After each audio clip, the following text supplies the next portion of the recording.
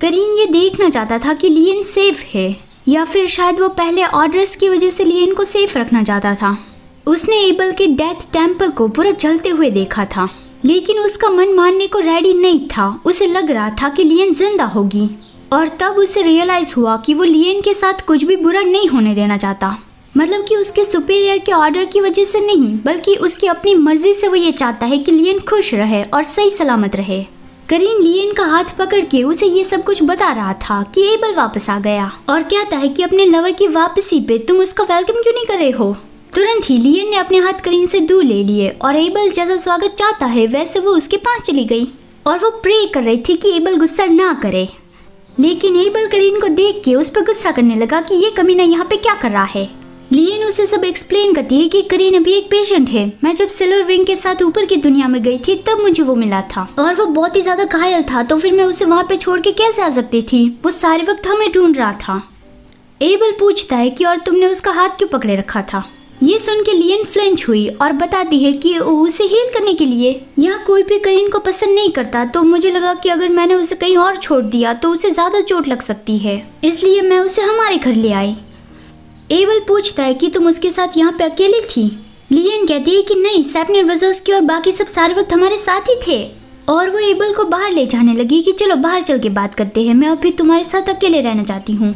उस वक्त हमें करीन ऐसा दिखाया गया कि जैसे वो लियन को एबल के साथ नहीं जाने देना चाहता था। एबल करीन की वजह से गुस्सा था और लियन उसे समझा रही थी कि करीन तो तुम्हारा वफादार सबॉर्डिनेट है, फिर भी तुम उसका भरोसा क्यों नहीं कर रहे हो। और करीन वैसी चीज करे, ऐसा पर्सन तो बिल्कुल भी नहीं लगता। करीन किसी और को पसंद करता है।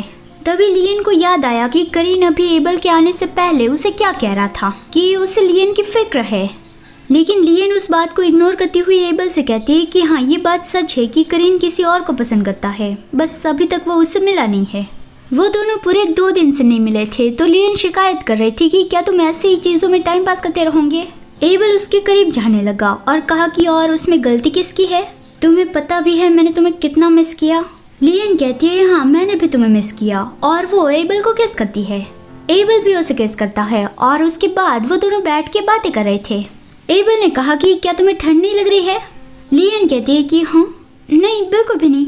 एबल उसे अपने करीब खींचता है, अपने पंखों से कवर करता है और कहता है कि मुझसे झूठ मत बोलो, अभी तो तुम ठंड के मारे कांप रही थी।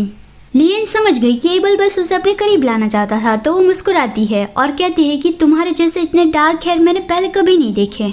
एबल कहता है कि पहले उसे अपने ब्लैक हेयर से नफरत थी।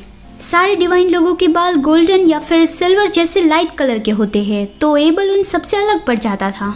लियन को पहले से एबल की पूरी स्टोरी पता है, फिर भी उसने कहा कि वो उसकी बैक स्टोरी सुनना चाहती है। एबल ने बताया कि मैं अपने फादर के विल एक्सपेरिमेंट का रिजल्ट हूँ